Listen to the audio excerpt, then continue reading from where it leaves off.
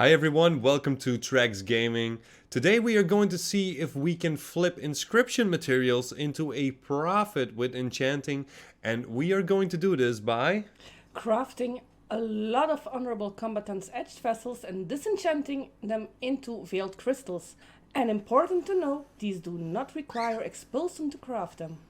First of all, we are going to need a lot of herbs. We can either buy those from the auction house, but we have a special gold making perk for that.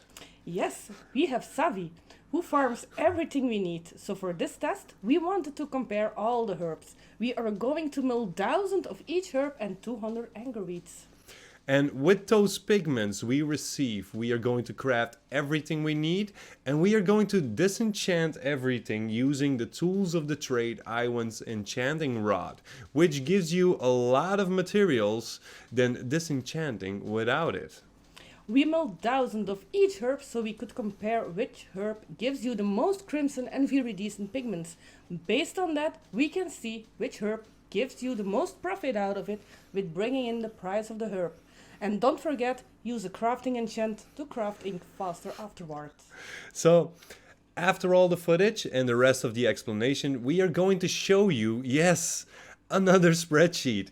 This one you can download, change certain values, and the spreadsheet will tell you what is worth flipping and what not. Now, the best way to use this flip is to use inks you have left when you don't know how to use them. But we wanted to know if it was really worth shuffling the offhands into veiled crystals, and guess what? If the price is right, the answer is yes. So, if you have enchanting and inscription and you don't have tailoring, then this is the solution to get veiled crystals. So, as you can see, we milled everything we see in the table. That Riverbud gives you the most crimson pigment, and Stalk will give you the most viridescent pigments. But we are going to choose one herb. So the relationship between crimson pigment and viridescent pigment has to be right coming from one herb. And after using all of the pigments to get the same amount of ink, we received 96 honorable combatant etched vessels. But before we can disenchant those, we need that tools of the trade. To make the enchanting rod, you will have to pick up a quest chain when you reach a skill of 150 in enchanting. The quest chain will end in Waycrest Manor, where you need to collect a number of materials. Ah, yes. And we did this the wrong way. We assumed we could only get those on Mythic. So we started to dual farm these both together. But after the latest revamp, where they scaled Mythic 0 up, it went too slow. And after some research, we found out you can farm these on normal. So after a reset, that's what we did. And we blasted through normal. Well, you did. In the end, with the enchanting rod, we disenchanted all of the vessels. So we disenchanted 96 vessels and received 119 veiled crystals and also 109 umbra shards. That means for every item we receive almost 1.24 veiled crystals. So every 4 vessels give 5 crystals.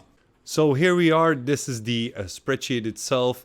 It has an info tab. If you want to read it again, you can grab everything here. All of the explanation is in there. Now, first of all, we milled, as we said, 1000 of every herb and 200 angerweed. Well, because why? It's very expensive and we need that for other stuff as well. Now, everyone who's into Inscription and has done this times before, just simply milling stuff down, you know you will get a lot of ultramarine pigment. But those are not of use for us right now. But just so you know, these are the amount of ultramarine pigments you will receive from each herb. This is an average for 1000 herbs. Eventually we did 1000 Akunda's Bite as well afterwards, after we did this shuffle, just to do a double check. All of the received items changed a little bit for Akunda's Bite, so this is an average of 2000. But we dropped this down to 1000 and took the average. So this is the half of what we eventually in total received for Akunda's bite.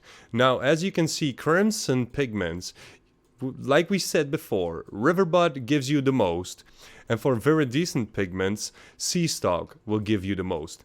But we are looking at which herb is going to give us the most vessels by milling those down. So the relationship between those two pigments have to be right in order to receive more. So what we did, we made another table. So we got vessel rank 2, so for anyone who doesn't have rank 3 for the combatant, honorable combatant edged vessel, we have rank 2 and rank 3 covered. So these are the amounts of crimson pigments, the lots you will need to craft. So you need 12 lots of 25 pigments or ink. You will get 12, you will get 14, 12, 12, 13, 12, and 2. Now for viridescent pigments, you will need 10 on rank 2. So this is 20 and 8. So this is going to give you 11, 9, 12, 13, 12, 11, 7. So you can see Riverbud, it will give you 14 times the amount of crimson pigment, but only 9 times the amount of viridescent pigment. So we're looking at what is going to give us the best comparison. So if you see within the calculation beneath, we will take the lowest value. So Riverbud only has 9, Siren's Pollen 11, 12, 12, 12, 11, 2.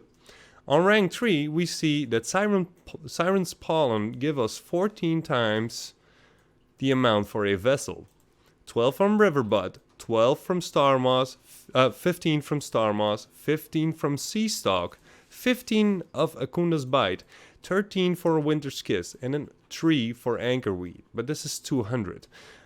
But the most important thing is we have to know these prices.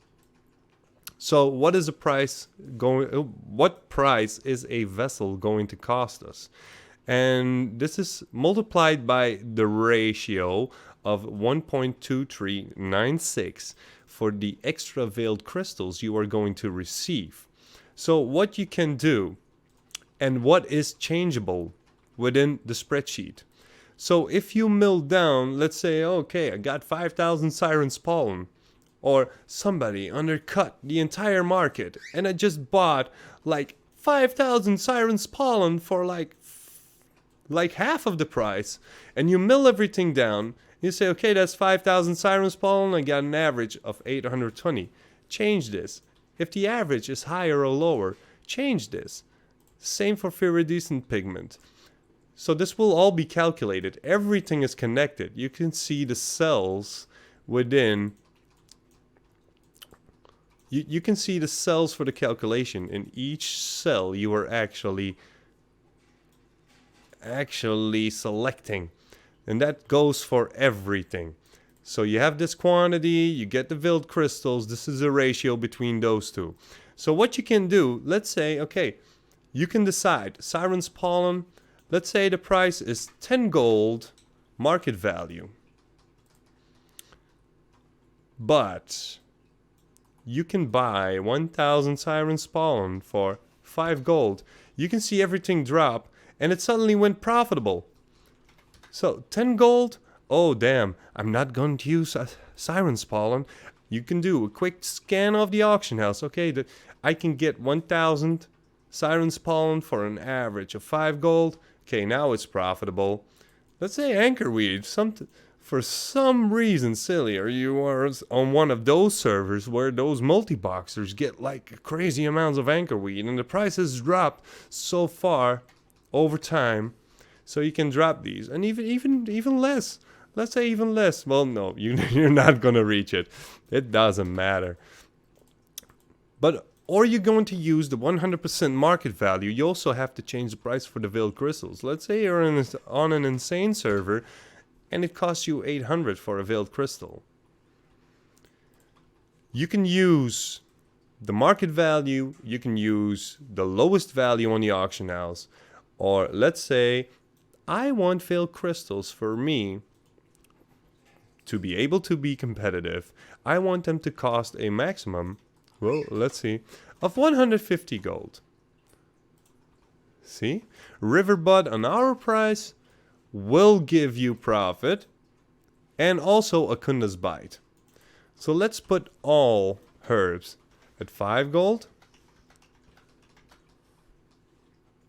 None of them are good. Only if the price of veiled crystals is higher. So it depends on the price you are buying those out. If you disenchanted a lot of epic items and you have another value for veiled crystals received, let's say by the end of the month you will get 250 epics disenchanted. So the ratio is 1.25. So that means you'll get around 310 veiled crystals on our calculation. But you actually receive 350, which makes the ratio even higher. Please change it. It's for your benefit. If it was lower, please change it as well. I don't want anyone to lose any gold for trying something. Just make sure, do not touch the white values. Do not touch those. Okay, if you change these, the calculation wouldn't be right. So what you can do, you can go to archive, you can make a copy, because this version, you will not be able to change anything. You have to make a copy for yourself in order to use it, and then you can fill it in. And that's all you need to do. So that was it for the video. Hope you found it helpful. If it did, don't forget to leave a thumbs up. And have fun making all that gold, and we will see you in the next episode. Bye-bye.